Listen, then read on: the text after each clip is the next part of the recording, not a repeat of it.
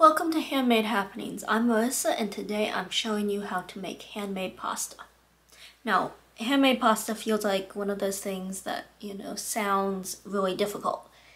And it can be. I mean, you could make it really fancy, add all of the equipment and everything. But today I'm showing you how to do it with 2 ingredients and mostly items that you should already have in your kitchen. And I say mostly because there is one thing that you may not have in your kitchen that I hope I can convince you to take a chance on. Let's start off by covering the tools you need for homemade pasta. So for my method of pasta making, you need a couple of bowls, a fork, a rolling pin or something to roll the pasta out, and a knife or pizza cutter to cut the pasta. Then the last thing you need, which is the only thing I think maybe not everyone's going to have in the kitchen, is a kitchen scale. And there's 2 reasons for this. The first is accuracy. You may have heard, then again maybe not, that depending on how you measure your flour can get you different results as far as how much flour you're getting in a cup. And then the other thing with the accuracy is a lot of recipes that I've seen will call for, however many eggs and however many cups of flour. And egg sizes aren't consistent, at least not when you're using farm fresh eggs, which is what I use.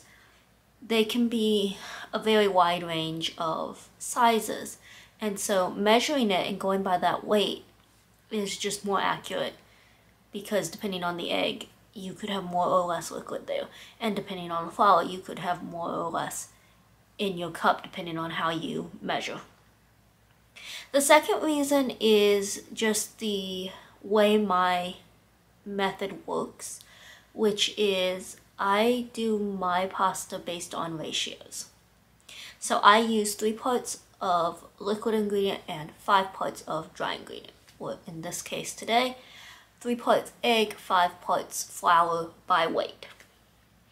And I will explain more of how that works when I get to the actual tutorial. So I've already touched on it a little bit, but next up is talking about the ingredients needed for handmade pasta. Now, at the very basic point, and this is what I am showing you today, is just all-purpose flour and egg. Or eggs, depending. And this is the simplest way, but you can of course go really fancy. I've seen ones who puree frozen fruit in with the egg to make a natural food dye and get different colored pasta. I've seen recipes that call for a mix of eggs and water, a mix of whole eggs and egg yolks. So basically, you just need your liquid there. I have seen, I think, a few that use just water, but I tried that once and I found that the flavor was not as good and I thought that the dough seemed weaker, I guess. Like it wasn't going to hold up as well once it was cooked. Up next is your dry ingredients, and I just use all-purpose flour. You can, of course, get the 00 pasta flour. I've personally never tried it. Never got around to trying it. I don't think any of the stores near me have it, so I'd have to order it online, which is probably part of why I've never bothered to try it. You could also probably mix in some whole wheat flour, like home milled, or I guess if you bought it at the grocery store, and that would probably work fine. I would not try this with gluten-free flours. If you're looking for a recipe for that, I would suggest looking elsewhere. Alright, so now let's move to the kitchen for a demonstration of how to do this. And apologies in advance if you hear a slight roar in the background. I noticed it in the last video that I did in the kitchen. That, I think, is from the refrigerator, and unfortunately there's not a whole lot I can do about that. Okay, so to start out with your pasta, you're going to start with your bowl on the scale and turn it on. And this allows for the bowl to not be weighed. And I have it set to weigh in grams. And just take my egg and crack it into the bowl.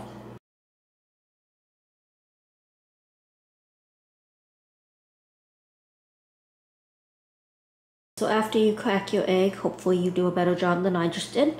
You can see mine weighed 50 grams, but you're gonna take whatever number you have and multiply it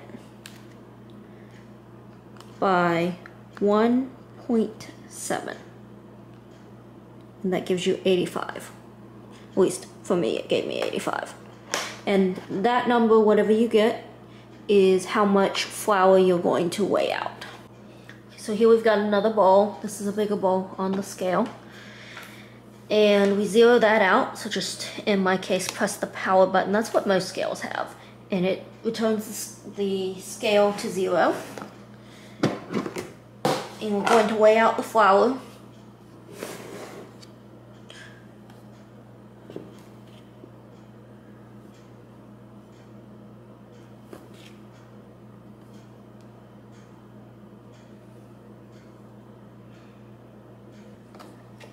Okay, and that's all we need the scale for. Set that aside, grab the egg again. And so, just beat your egg.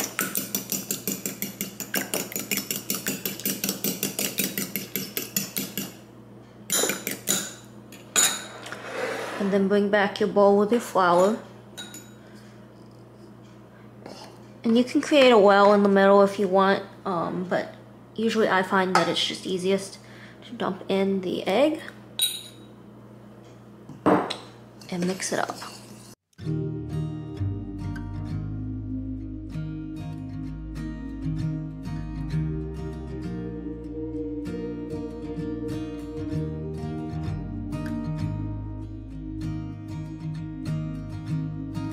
And you'll reach a point where it really doesn't seem to be mixing anymore. You're still gonna have some dry stuff at the bottom. You can clean off your fork a few times, sometimes that helps. But pretty much at this point, it's time to turn it out onto the counter and knead it. So just dump your pasta onto the counter. You're not going to need to add any flour to this because again, you have there should be a lot of dry bits in it already, so you don't need to add any flour to the surface. You could add some to your hands, but I usually don't. And you're just going to start kneading, and right now it looks like a crumbly mess. But you're just going to have to work it with your hands, and that will work all of that in.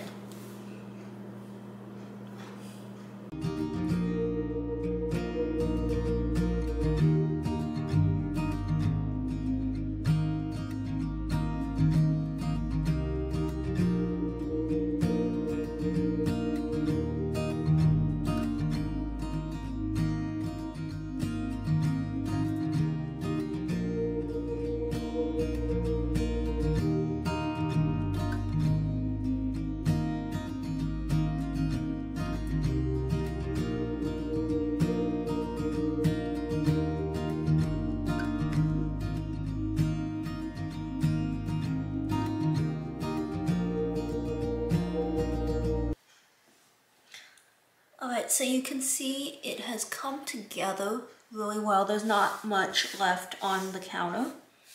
And at this point, I'm just going to knead it a little more just to try and get the dough a little smoother.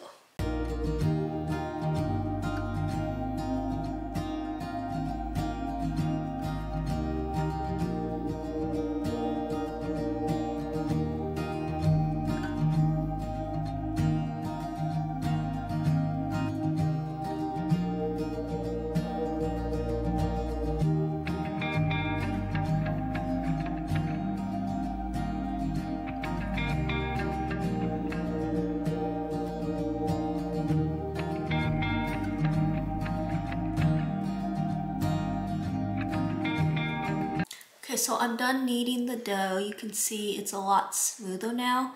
You're still gonna have cracks in the dough because it's just a very stiff dough, and so just from the kneading you're gonna have that. But you don't want like little bits of flour and pieces that are still not worked in on the edges. So now that it's kneaded, it's time for it to rest. And I'm just putting it in a bowl with a lid. You could cover it with plastic wrap, but I find when I'm only doing it for lunch or something like this, it's only gonna be out for 30 minutes, that this is perfectly fine on the counter. You want it to rest at least 30 minutes to an hour. You can let it rest longer and wrap it up in plastic wrap and put it in the refrigerator if you need to. So the dough has rested for, it's probably been over an hour now. And we're ready to roll it out.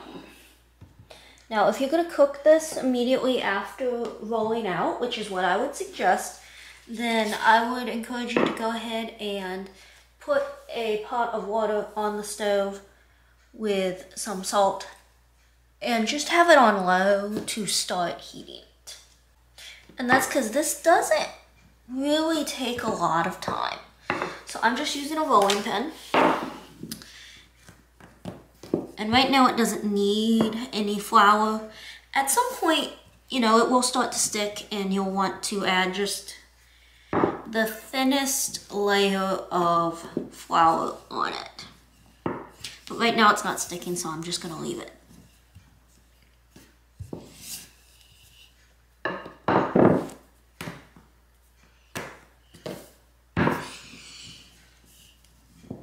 And the nice thing about doing this with a rolling pin instead of a pasta roller is you can kind of roll this into any shape you want. So like if you roll it a certain way and you go, okay, this is the length that I want, I could focus on rolling it this way and just cut along that edge and have them all be relatively the same length.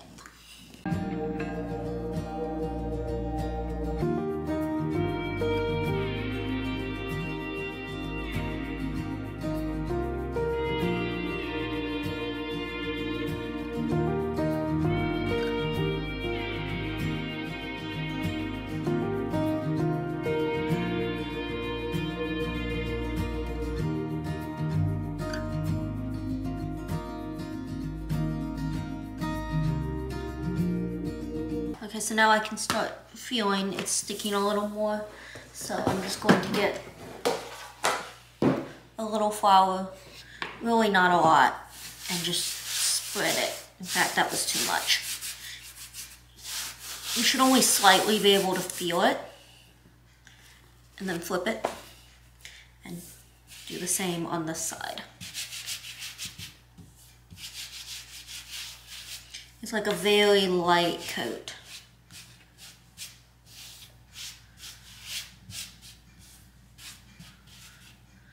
And you can run some of that along your rolling pin too.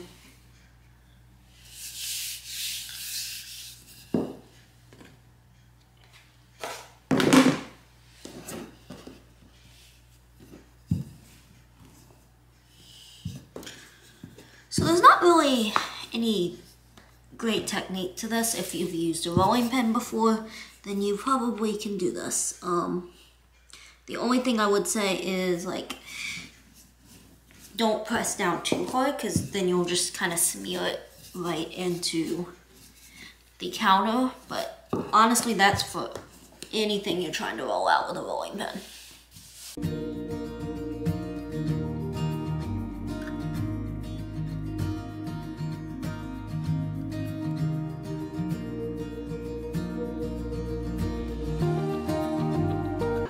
Okay, so I'm starting to get some resistance. It's starting to spring back. I'm gonna let this sit for a few minutes and rest so that I can roll it out a little thinner. We've had a bit of a break. Keep rolling. You can see how it's not springing back as much anymore.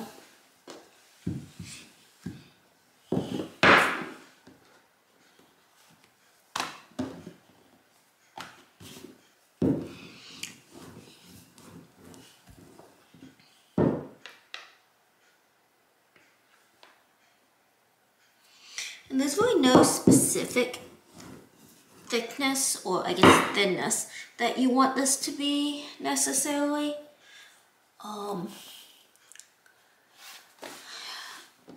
think a good rule of thumb that I've heard is that you want to be able to like hold it up to the light and see your hand through it. I find that, you know, if you go too thin, sometimes you end up with other problems, so I don't necessarily go but so thin.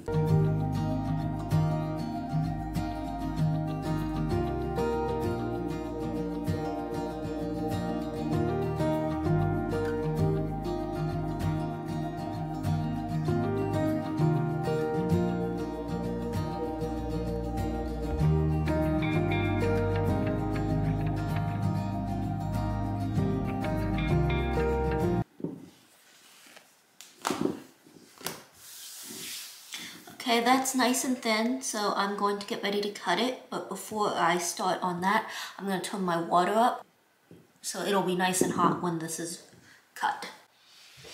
And to cut this, I'm just using a pizza cutter. It is what I use the most often. If you have a really sharp knife, you can like fold your pasta and then cut it, but it has to be really sharp or it will just pinch your dough all together into one big, really thick mass.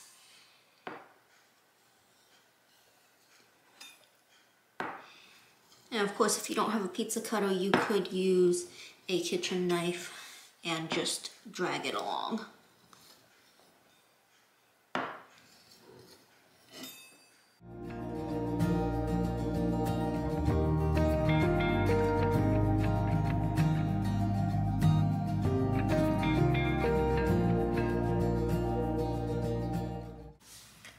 When you're ready to cook your pasta, bring a pan of salted water to a boil. Add your pasta and turn the heat down, let it simmer for 2 minutes. And yes, I did say only 2 minutes. Sometimes I do 3 because depending on how thick the pasta is, it does cook a little better for 3 minutes. But you don't need to cook fresh pasta long. 2 to 3 minutes. The pasta will float to the top and then you just strain it however you normally do. And it is ready to eat. And there you have it, an easy way to make homemade pasta. Now you can of course get fancier with this with pasta rolling machines and food processors, but this is a great place to start, and I really encourage anyone who's never tried homemade pasta to at least try it once because the taste is really great. It's definitely very different from box pasta. Thank you so much for watching. I hope this video was helpful. I will leave links to a couple of other videos that I really like about handmade pasta in the description, and I will see you next time.